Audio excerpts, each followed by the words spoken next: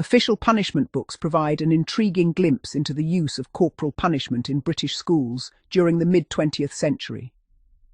They record formal incidents where pupils were caned or otherwise punished by the head teacher or another senior member of staff.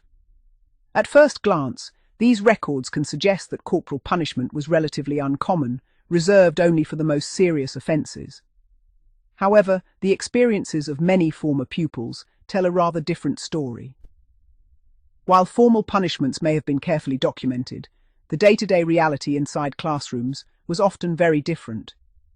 Countless routine punishments administered by individual teachers never appeared in any official record, creating a misleading impression for anyone relying solely on surviving punishment books.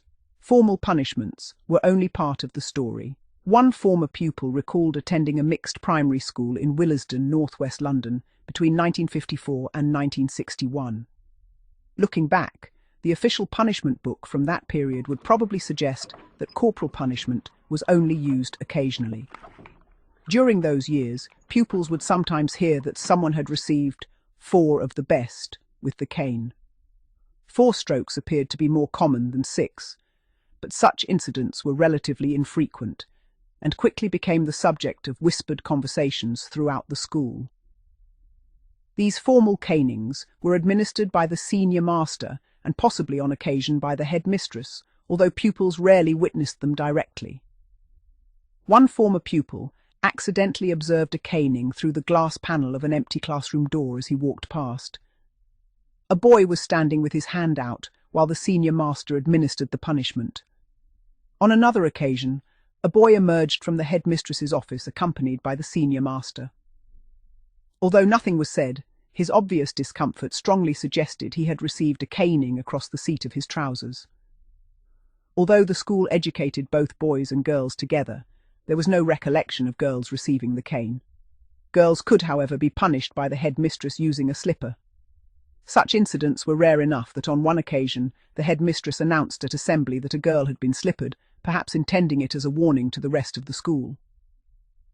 To anyone examining only the punishment book decades later, the conclusion would seem straightforward.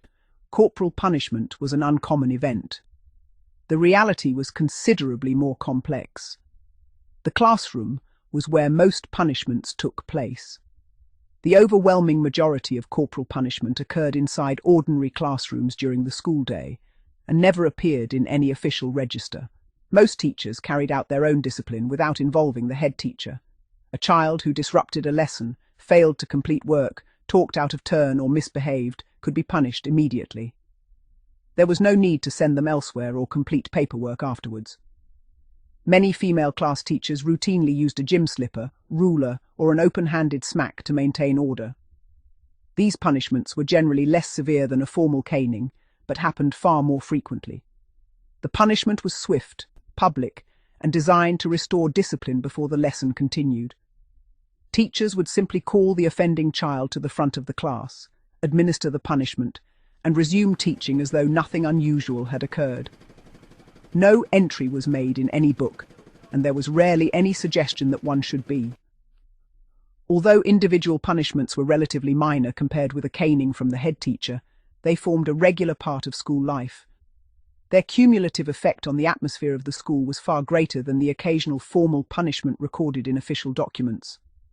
One former pupil estimated that while there may have been only half a dozen formal canings across the entire school during a year, the slipper alone might have been used half a dozen times in just the first fortnight of junior school, and that was in only one classroom out of 8. The particular female teacher responsible that term was acknowledged as using the slipper more frequently than most, but classroom corporal punishment was nevertheless regarded as entirely normal throughout the school. Official records could be misleading. Several people with first-hand knowledge of schools from this period reached remarkably similar conclusions. One recalled that his father had served first as deputy head teacher and later as headmaster. On a few occasions he managed to discreetly examine the school's punishment book. The entries closely resembled surviving punishment books from other schools. They recorded relatively small numbers of serious punishments, usually involving canings carried out by the head teacher for offences such as persistent disobedience, fighting, theft, or repeated misconduct. Yet these official entries represented only a fraction of the corporal punishment actually taking place. Most classroom punishments administered by female teachers, and occasionally by male teachers, never appeared in the book at all. Years later, during the school's 75th anniversary celebrations in the 1990s, he again examined the punishment book. He noticed a marked change after his father's retirement. His successor, who became head teacher during the mid-1960s, appeared to use the cane significantly more often and with greater severity than had previously been the case. By that stage, classroom corporal punishment had largely disappeared from the school, with serious discipline becoming concentrated in the head teacher's office. It raised an interesting possibility. Had the earlier system of frequent but relatively mild classroom punishments prevented more serious offences from developing? Different schools, different systems experiences varied considerably from one school to another, even within Britain. In another junior school, classroom corporal punishment was used throughout the school. Both boys and girls could receive slipperings, ruler smacks, or hand smacks from their classroom teachers. These punishments were accepted as part of everyday discipline and were administered immediately whenever teachers considered them necessary. Theoretically, pupils could have been sent to the headmaster for caning, but this appears to have been extremely unusual in the junior department. Most former pupils never regarded it as a realistic consequence of ordinary childhood misbehaviour. The senior school operated differently. There, formal canings by the headmaster occurred much more regularly and were officially recorded. This distinction illustrates how disciplinary systems could vary not only between schools, but even between different departments within the same school. Why were so many punishments never recorded? One of the enduring historical questions concerns the purpose of punishment books, if they documented only selected incidents.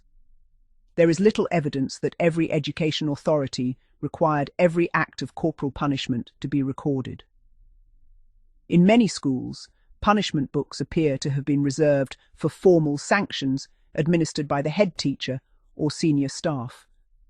Routine classroom discipline remained the responsibility of individual teachers, who exercised considerable discretion. Unless a punishment was unusually severe or involved referral to the head teacher, no official record was normally created. As a result, surviving punishment books almost certainly understate both the frequency and the everyday significance of corporal punishment in many schools. Historians relying exclusively on these records may therefore underestimate how commonplace corporal punishment actually was in ordinary classroom life. The challenge for historical research.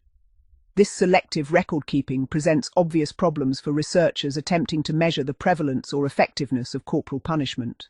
If only formal punishments were documented, while the majority of classroom punishments went unrecorded, statistical analysis based solely on punishment books becomes inherently unreliable. Rates of punishment, repeat offending and disciplinary effectiveness cannot be accurately calculated from incomplete records. Meaningful historical comparisons require school systems where regulations insisted that every instance of corporal punishment be administered centrally, witnessed and formally entered into official records. Only under such tightly controlled procedures can researchers have reasonable confidence that surviving documentation reflects actual practice. A different approach overseas. Not every education system operated in the same way. One former pupil described attending an elementary school where discipline followed a clearly defined two-stage structure. During the first 4 grades, classroom corporal punishment was commonplace. Female teachers, and occasionally male teachers, dealt with minor misconduct themselves, usually by administering a few smacks to the child's clothed bottom. These punishments were generally intended as immediate corrections rather than severe beatings, although some teachers occasionally used a thick ruler with considerably greater force. From grade 5 onwards, the system changed completely. All corporal punishment took place in the head teacher's office, using a leather strap applied to the hands. Every punishment was witnessed, formally recorded and carried out according to established procedures.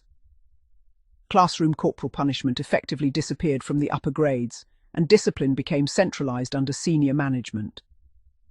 This structured approach provides historians with a much clearer documentary record than the more informal systems found in many British primary schools. Looking beyond the punishment book. Surviving punishment books remain valuable historical documents, but they should be interpreted with caution. They faithfully record formal disciplinary actions administered by senior staff, yet they often fail to capture the routine reality experienced by generations of pupils. For many children during the 1950s and early 1960s, the most common forms of corporal punishment were not dramatic canings in the head teacher's office, but the everyday slipper, ruler, or hand administered by classroom teachers as part of ordinary discipline. Without recognizing this distinction, official records risk presenting an incomplete picture of school discipline during an era when corporal punishment formed an accepted, if increasingly debated, element of educational life.